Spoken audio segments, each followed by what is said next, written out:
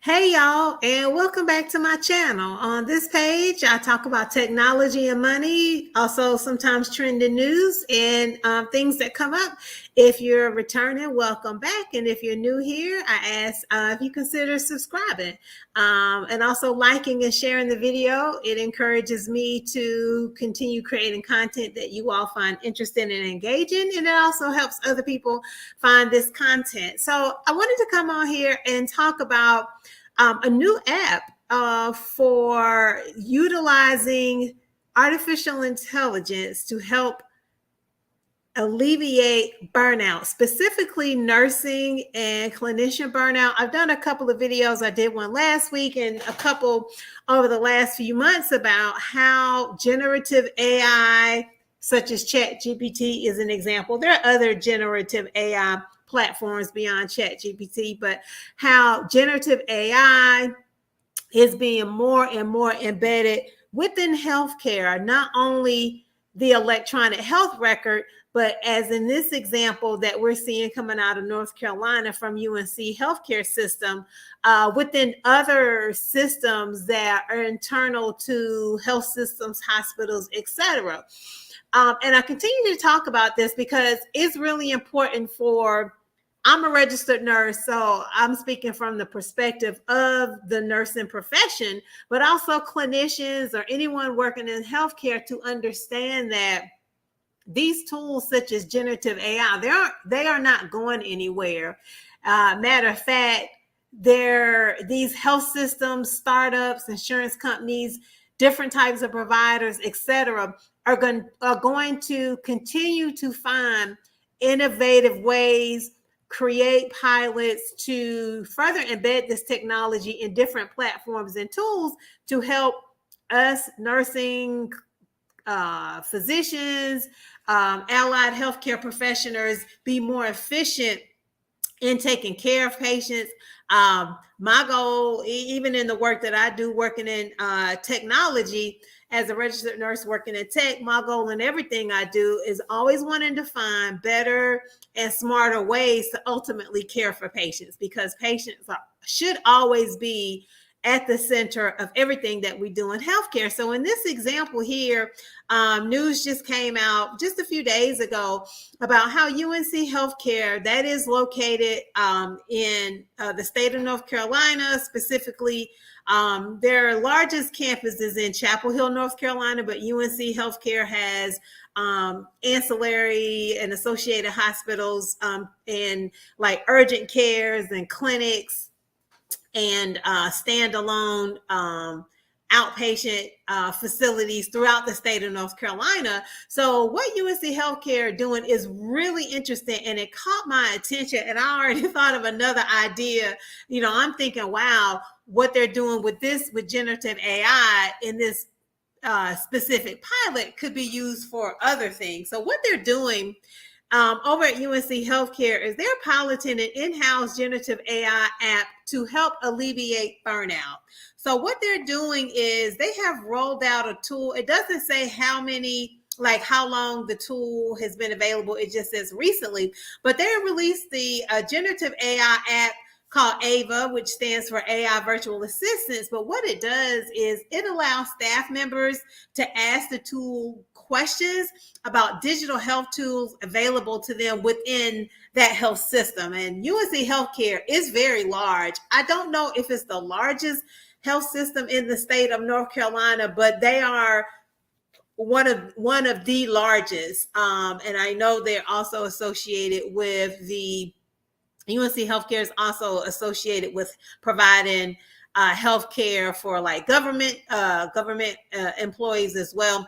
But the tool, using this generative AI tool, gives staff very concise answers on how to use the tool and to prevent staff from having to search through and page through just large amounts of information. So it is a conversational bot, and it allows them to have a conversation just like generative AI does, to find information about their own health, training libraries, things like that. And you think about it, if you've ever worked, specifically for my nurses or like respiratory therapists or anyone who's ever worked in a health system or a hospital, and you've ever used an online learning management system or an online policy web to search for a training material or a policy, how when you know exactly what you're looking for when you go into these online portals within, internal to the organization,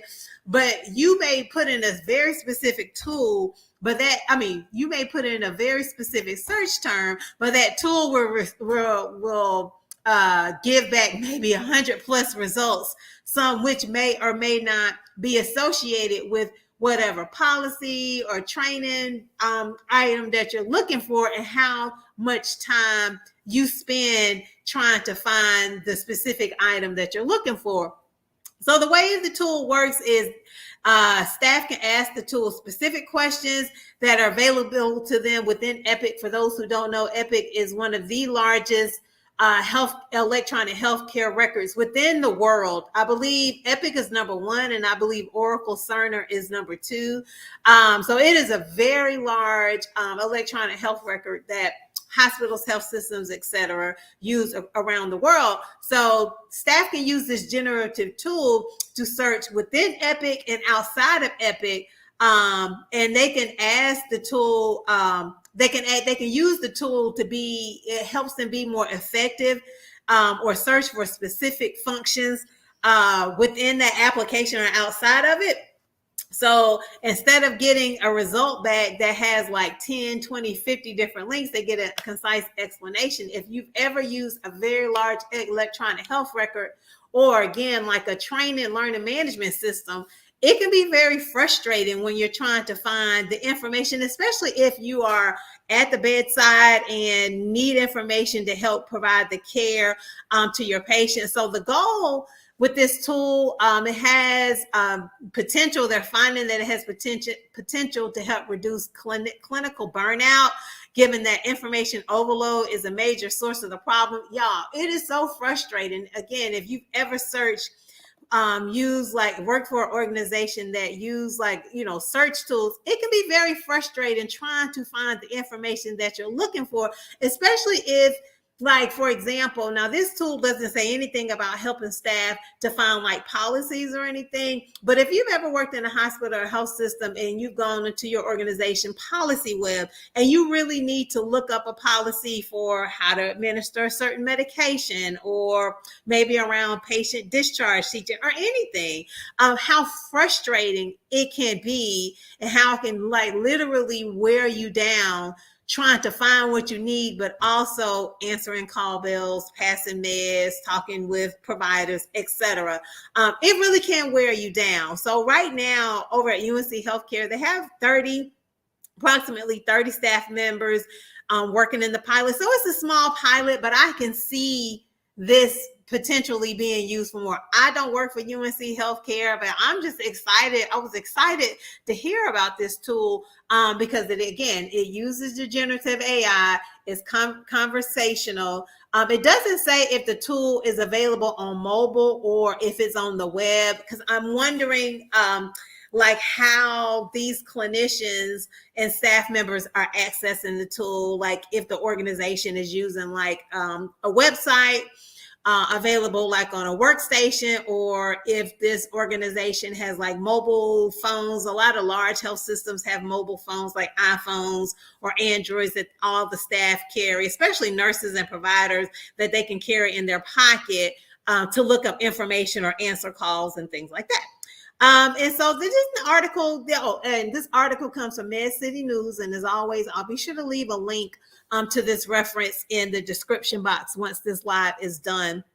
But the tool is just internal to the organization. So they do talk a little bit about the cybersecurity around the cybersecurity risk around using this tool. So it is internal to the organization. So to me, that's saying that the tool is only available behind UNC Healthcare's firewall to keep like patient information and staff information confidential and secure. So this is just another example, for example, how Epic is using generative AI in the tool. This organization is also piloting Epic's generative AI feature to allow clinicians to automatically draft message responses in the EHR back to like patients. And I'm hoping also providers.